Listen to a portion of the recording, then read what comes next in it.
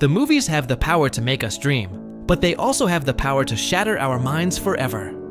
Today, you'll see directorial decisions so extreme that they changed real-world culture.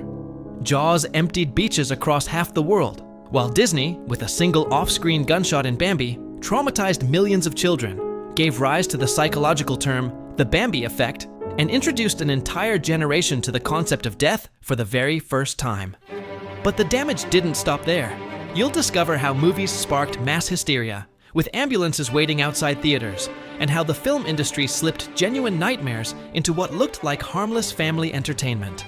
Get ready to explore films that triggered panic attacks, vomiting, and empty cinemas, but also tragedies that forced us to grow up and ultimately became timeless masterpieces.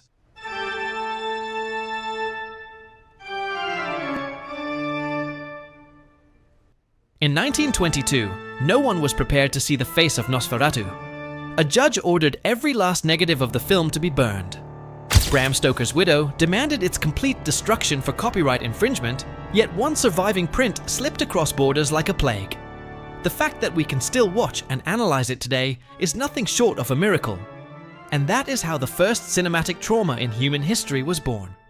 Murnau rewrote the rules of horror by taking his cameras out of the comfort of German studios and shooting on real locations across Eastern Europe. In doing so, he created a grimy, diseased atmosphere that post-war audiences instantly recognized. Max Schreck did not portray Hollywood's seductive vampire. He embodied a bald, rat-like creature with claws stiffened by rigor mortis, tapping directly into the collective trauma left by the Spanish flu of 1918 and the tuberculosis ravaging the continent. The horror hit so hard that hysteria blurred the line between fiction and reality. In Germany, people refused to believe a real actor could actually have the surname Schreck, which literally means terror. Since no photographs of him without makeup existed, Europe became convinced that Murnau had unearthed a real monster from the Carpathians, a legend so powerful that international critics eventually declared the role had been played by Nosferatu himself. The sight of deserted streets and funeral processions triggered anxiety attacks and episodes of breathlessness in Berlin theaters. Because audiences weren't watching Gothic fantasy, they were seeing reflections of their own dead. The visual impact was so overwhelming that the use of inverted negative footage for the ghostly carriage sequences caused real fainting spells through sensory disorientation, and countries such as Sweden banned the film outright for 50 years because of its excessive cruelty. They tried to burn it, censor it, and erase it from history. But the trauma outlived its creators and settled permanently into humanity's collective memory.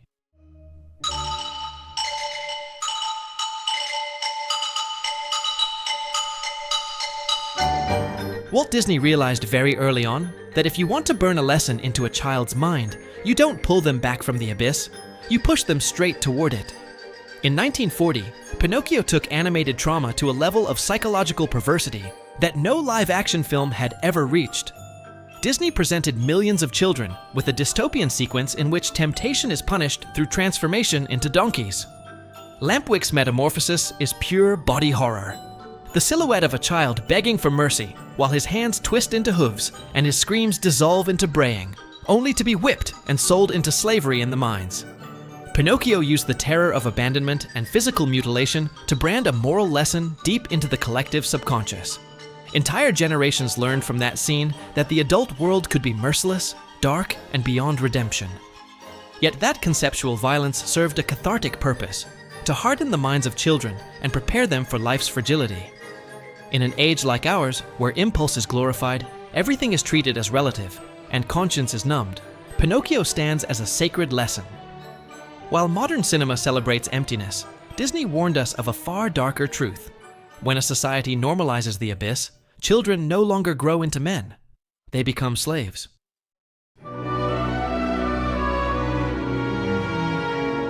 In August 1961, thousands of birds crashed blindly into homes in Capitola, California, vomiting half-digested fish and killing themselves on the pavement after ingesting toxic algae. 2 years later, with the collective paranoia still lingering, Hitchcock transformed that real event into The Birds. He stripped the film of traditional music, leaving audiences exposed to unsettling silence interrupted only by synthetic bird cries. Its impact was no accident. The film premiered at the height of the Cold War. Without offering a single biological explanation, the sky itself suddenly began slaughtering an entire town for no apparent reason. Audiences projected their greatest fear onto the screen, the threat of an unpredictable nuclear attack from which there was no possible refuge. At the London premiere, Hitchcock secretly hid speakers in the trees that played electronic bird calls as people left the theater, turning the experience into genuine psychological trauma for many. The shock was so intense that police stations and animal welfare organizations across the United States saw a surge of calls from terrified citizens reporting every flock of crows or pigeons they encountered. That psychological cruelty began on the set itself. After promising Tippi Hedren that mechanical birds would be used, Hitchcock instead confined her to a sealed set for 5 days, while real seagulls and crows, tethered to her clothing, were thrown directly at her. Filming ended with a bird pecking within millimeters of her eye, and the actress was hospitalized after suffering a nervous breakdown. The birds robbed humanity of the sense of safety behind one of its most innocent gestures, looking up at the sky, only to discover that danger doesn't come from below, it comes from above. Long live the king. Mufasa's death is the deepest wound Disney ever inflicted on my generation. Not because the father dies, but because of the visceral cruelty with which the animation forces a child to confront the physical and emotional reality of a corpse. At the height of the wildebeest stampede, once the dust finally settles, the camera doesn't fade to black to soften the blow. It leaves you stranded in the gorge alongside Simba. The brilliance of the editing lies in the smallest details.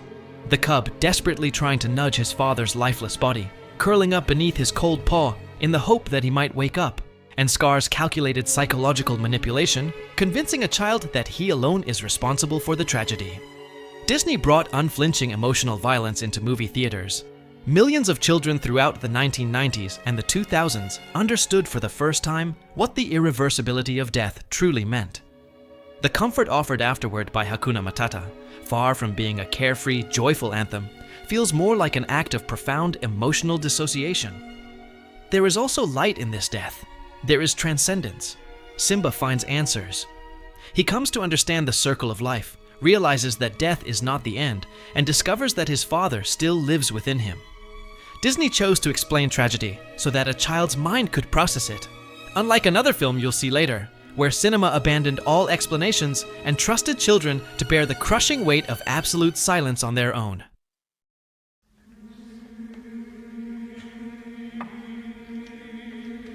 The release of Alien in American theaters caused such a collapse in audience behavior that ushers found themselves dealing with fainting spells, repeated vomiting, and a constant stream of people walking out. The advertising campaign guarded the true nature of the creature so carefully that audiences entered theaters expecting a Star Wars-style space adventure, only to be confronted with a grotesque biological violation of the human body. Although the movie carried an R rating, hardly anyone knew why, so thousands of parents brought young children to opening screenings believing they were about to watch another harmless space adventure like George Lucas's. The shock of seeing a creature burst through a man's chest from the inside left entire theaters filled with children, hyperventilating and crying uncontrollably. That sequence felt so disturbingly real because Ridley Scott deliberately kept the cast unaware of the amount of real blood and slaughterhouse entrails that would explode across the table. The actors' horrified expressions and screams were genuine panic, not acting. Fueled by the morbid fascination of a society hungry for shock, the film became one of the highest-grossing movies in history. But the true catalyst for its horror was the life-size design of the monster itself.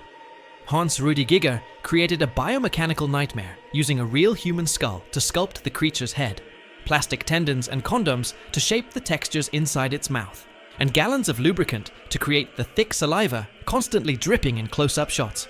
By giving the creature no eyes, he eliminated even the slightest possibility of empathy. Audiences in 1979 were not watching an actor in a costume, nor an alien with whom negotiation was possible. They were looking at an utterly amoral parasite that permanently transformed horror cinema, and the sensitivity of everyone who watched it. Unlike the major Hollywood studios, which spent millions on special effects to frighten audiences, two independent directors managed to paralyze viewers with a budget of just $35,000 by launching an unprecedented campaign of mass deception. In 1999, the internet was still in its infancy, and people had no reliable way to verify what they saw on a screen. The filmmakers created a website filled with fake police reports, fabricated newspaper articles, and interviews with the supposed relatives of 3 film students who had disappeared in the Maryland woods in 1994. By the time the movie reached theaters, audiences bought tickets convinced they were watching the real footage those 3 young people had recorded before being murdered. The production itself was almost disturbingly cruel. The directors released the actors into the forest, armed only with GPS devices and hidden notes. For 8 days, they stalked them at night, moved their tents while they slept, played the sound of crying children through concealed speakers, and gradually reduced their food supply to provoke genuine arguments. The exhaustion, cold, and hysteria seen on screen were the product of total isolation. Audience reactions bordered on mass hysteria. The relentless handheld camera work sparked an epidemic of motion sickness in theaters around the world, forcing cinemas to display warnings at the box office. Police departments across Maryland were flooded with calls from viewers demanding search parties be sent into the woods, and even actress Heather Donahue's own mother received real letters of condolence. The deception lasted until mounting media pressure forced the filmmakers to reveal the truth. The cast had to appear on national television simply to prove they were alive. Watching them sitting comfortably in a studio, smiling and explaining the hoax, was a bitter shock for millions who realized that their trauma hadn't come from a real tragedy, but from becoming victims of the greatest psychological manipulation in the history of cinema.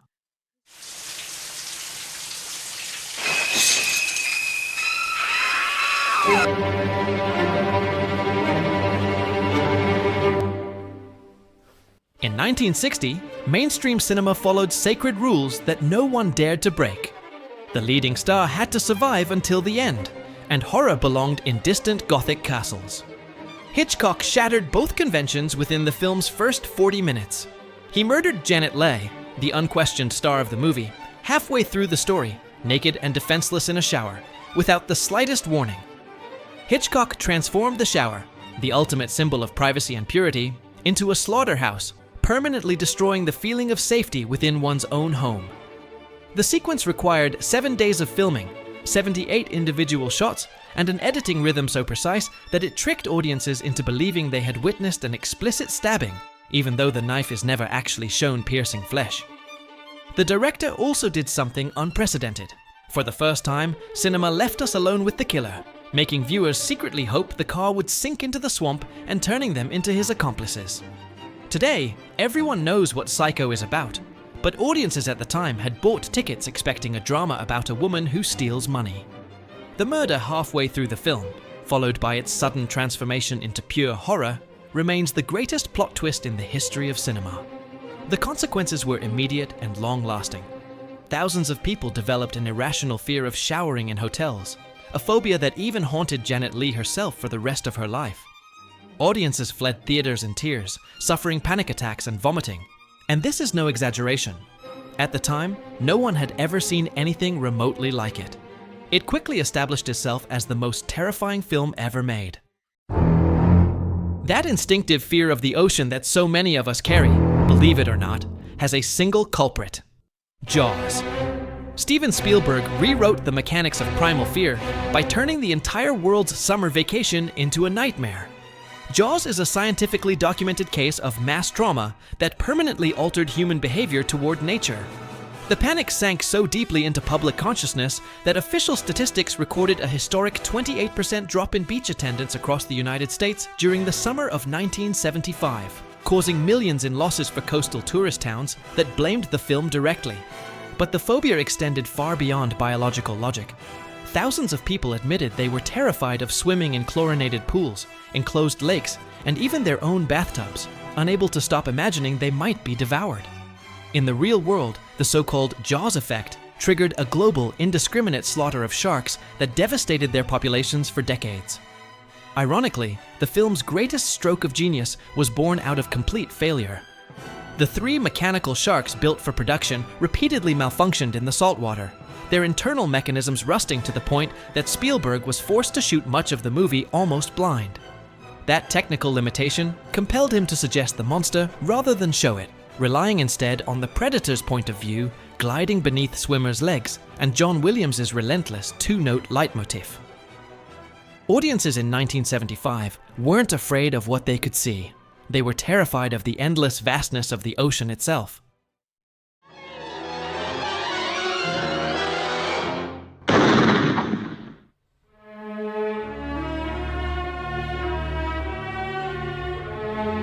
In Bambi, Disney removed the final safety net from animation to inflict the deepest and most irreversible wound in the history of children's cinema.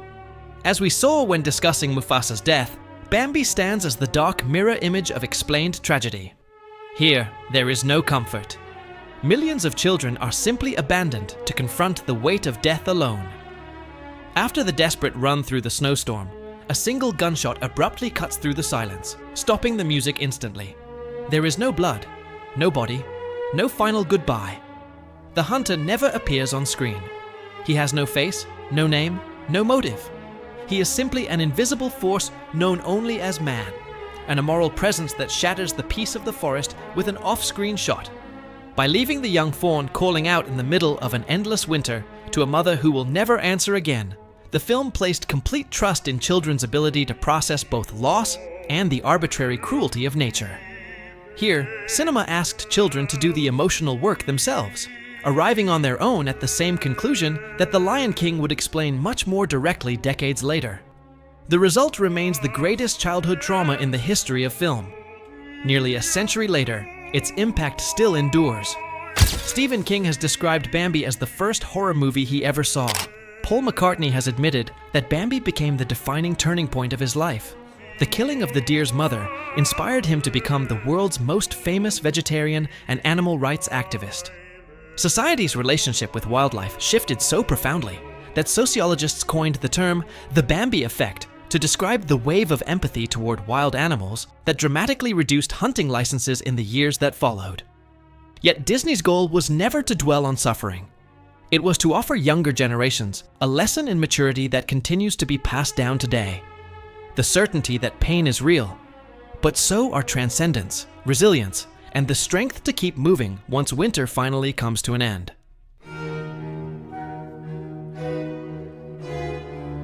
There has never been another audiovisual work in history that triggered such an overwhelming physical, cultural, and spiritual upheaval. The release of The Exorcist unleashed the greatest epidemic of hysteria, religious panic, and psychological breakdown the entertainment industry has ever witnessed. Movie theaters became emergency rooms. People fainted in the aisles, suffered severe anxiety attacks, and ambulances lined up outside after viewers experienced heart attacks brought on by the film's content. William Friedkin embedded the sounds of pigs being slaughtered and the buzzing of enraged bees beneath the score at frequencies that were almost inaudible. The brain didn't register them as music. It interpreted them as an immediate biological threat, triggering nausea and disorientation. The film was also based on a real case documented through medical and church records. Never before had a movie shattered the mental stability of its audience so violently. Before 1973, evil in mainstream cinema had been suggested with restraint. The Exorcist showed a 12-year-old girl stabbing herself with a crucifix while screaming sexual obscenities, vomiting green bile, rotating her head a full 360 degrees, and levitating. Its visual and sonic impact was so explicit that it completely violated the sensibilities of its era. Nothing like it had ever been seen before. The film destroyed modern audiences' sense of security by showing that neither advanced medicine nor psychiatry could save her. The only answer was to return to the Middle Ages, a desperate and violent religious ritual.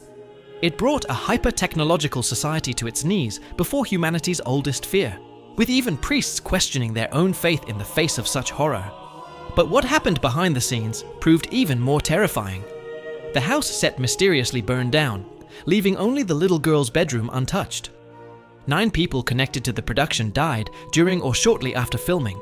Linda Blair received constant death threats from religious fanatics, forcing Warner Brothers to provide her with private security for months. After the premiere, Catholic dioceses were overwhelmed by thousands of calls from terrified people convinced they were possessed, leading to the widespread appointment of exorcist priests in places that had gone centuries without one. In the end, anyone who claims The Exorcist isn't frightening has lost the ability to feel fear. Because if history has proven anything, it's that The Exorcist remains the most terrifying film ever made.